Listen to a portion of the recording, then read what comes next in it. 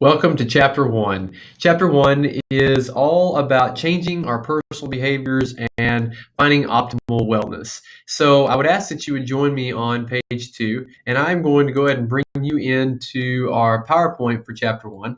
And the very first thing that we see is a definition of health, and that is simply the absence of disease. But then the textbook takes us and it tells us a more personal description of health, and that is wellness, and that is achieving a high level of health in a multiple dimension state. And we're going to talk about those dimensions here in just a moment.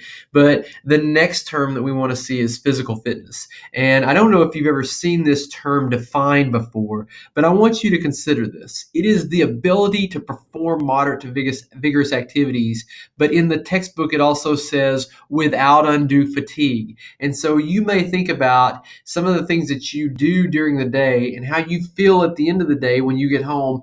And if you're just wiped out, maybe that tells us a little bit about how fit you are. And so the next thing that I have there is just simply the word continuum. And I put this in there because I want you to understand that as we go through this course, we're going to look at different aspects of our own fitness and how they contribute to staying well. If you look at the text and you identified the text as, at least the name of the text as Get Fit, Stay Well, what you're going to start to see is that there is a continuous sequence.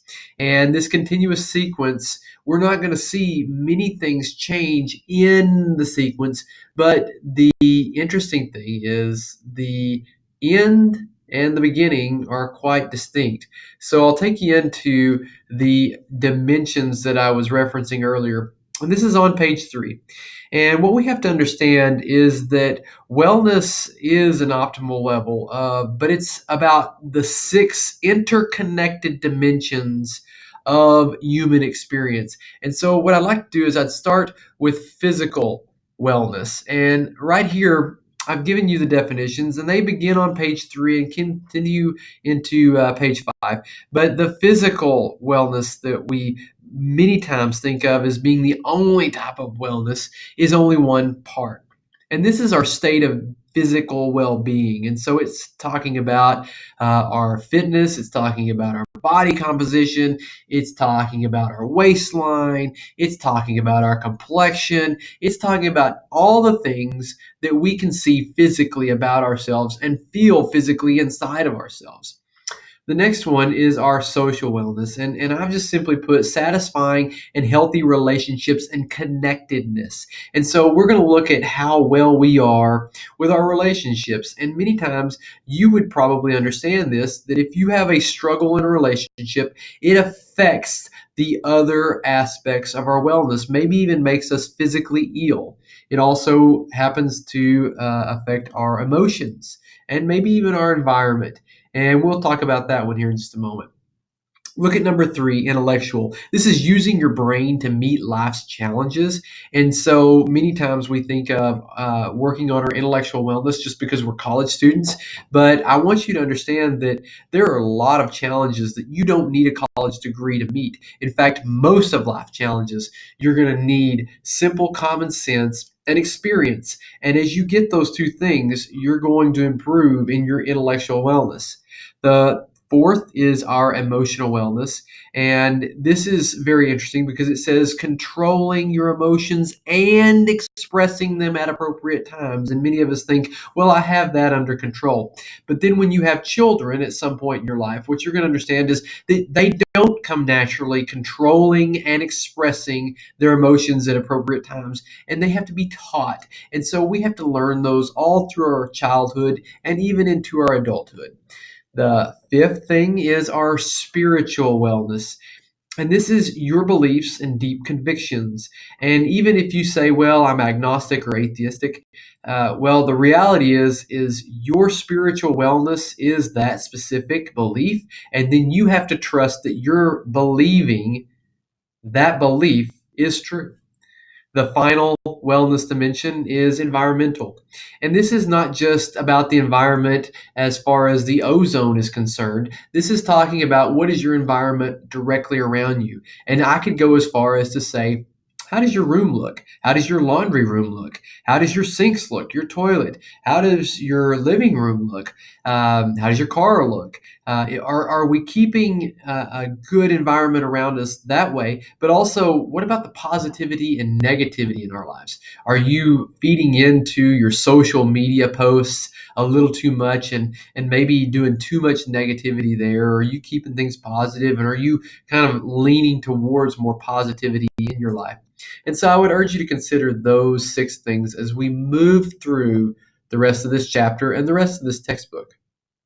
There are also 2 related dimensions, and I want to address these very specifically. Number one is your occupational wellness, and that's your job or your career and the thing that you're trying to get to by taking this college class. So, first of all, what is your job and where is your job? Because these 2 facets really matter as far as our wellness is concerned. And I would urge you to look at this 3rd bullet point right here. And it says, contrary to what people often think, job satisfaction is not closely tied to wages. Now, I want you to sit and think about that for just a minute. Many, many times we find that our jobs maybe don't pay as great, but we love what we do. And many, many times we find that our jobs pay really, really good, but we hate what we do. And so our occupational wellness is definitely not in balance. And that is one thing that we have to reach is balance. Look at this 4th statement underneath occupational wellness. You can reach optimal occupational wellness when your personal goals align closely with those of your employer and you make contributions to both sets of goals. Now, those are 2 statements directly out of your text on page 5. Other wellness is our financial wellness, and this plays a big part. And I want you to look at these 4 words next to it. Income, which, by the way, is your single only means to wealth. And so we must protect that. One of the things that you need to consider now is that you can make money a lot of ways, but that is your income. And your income is your single most important pathway to wealth. Number 2 is debt. And many of us know what this is all too well. And I have bad news. The older you get, the hardest this can be. So it's best that you start to understand this early. Debt is when we owe. And you've probably heard this before. Hi ho, I owe. It's off to work, I go. And so when we have to work, we have to pay off debt. And so the less debt we have, the less we have to work, which also trends over to our occupational wellness, right? Next is savings. And I would tell you that the more that you can save means the more you're living below your means. And that's a really tough thing for us to think about, especially at this juncture in our life, because we're thinking about getting jobs and we're thinking about having things. But to have things, you have to have money. And if you have too much debt, then you won't ever have money. The 4th and final thing is our investments. And I would tell you that at some point you have to consider your investments, because at some point you're not going to want to work and you're going to want to be able to retire. And you can only do that if you have investments. And that's something that you should talk about with your financial advisor. But we can spend more time on that later in a one-to-one personal contact if you want to do that. But I will tell you that it's very difficult to have investments and to have savings if all you have is debt.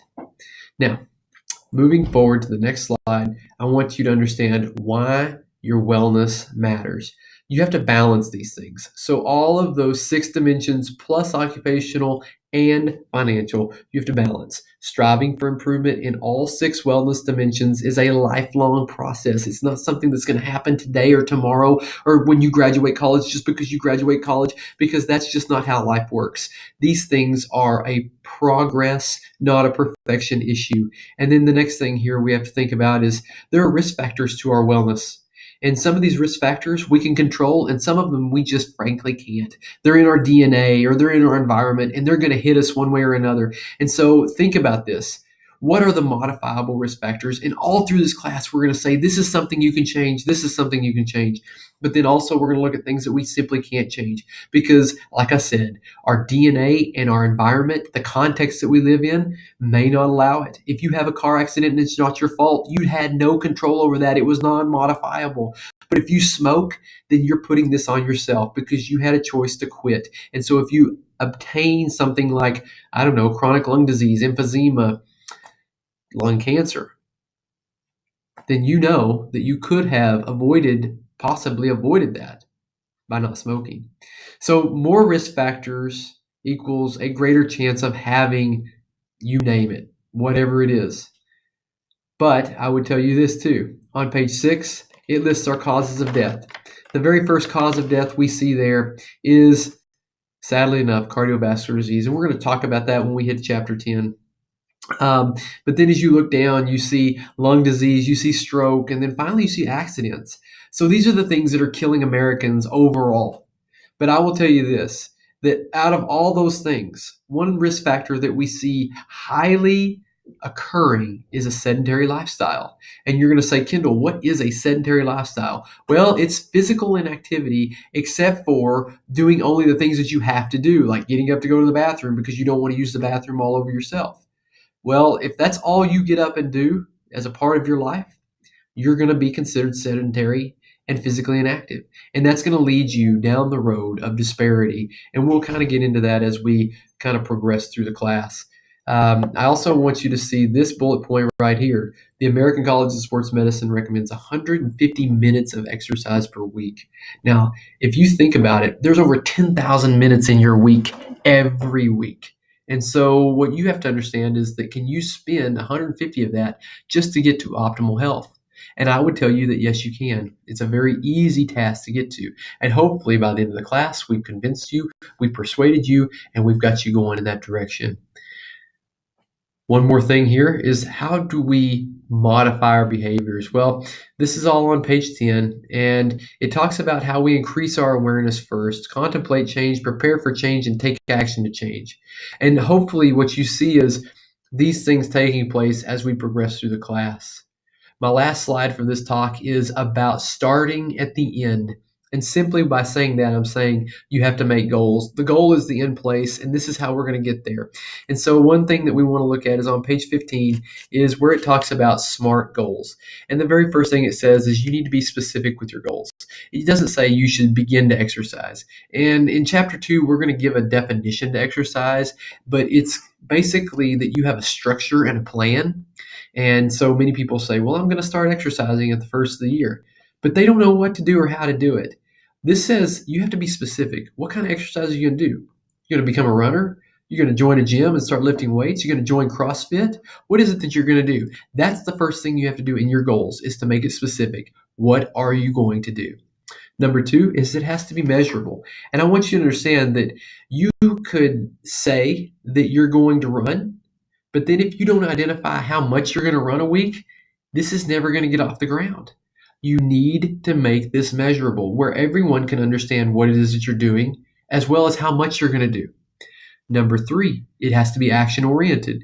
You can't just say, hey, look, I'm going to run and I'm going to run, a couple days a week and then never do it. You have to say, I'm going to run 25 miles a week. And I'm going to do it on these 3 days of the week or 4 days of the week or 5 days of the week. And then you actually have to follow through. The fourth thing has to be realistic. If you say you're going to run and then you say you're going to run 25 miles a week, you have to ask yourself, can I physically, by my time and my body, can I get that done? That may not be realistic now, but it could be realistic in a year from now or maybe 2 years from now. It may be 6 months from now. But you have to think, what am I able to do now? And then the final thing is it has to be time oriented. We want you to understand that you can set up these goals and you can say, I'm going to run. And like I said, is it realistic by a year from now? Well, put that timeline on it and see. And if you miss a goal, doggone it, that stinks. But you know what? You set a goal and you tried, and now you have a better appreciation of what you can do. And so you set a new goal and you follow through with it. I hope you've enjoyed some of the things that we've talked about here through chapter 1. And what I hope is that you're sticking with this and you're going to see the transition as we move into chapter 2. If you have any questions, please email me or call me. Also, remember to go right below this, take the quiz over today's talk, and remember, you can take it as many times as you want. Have a good day.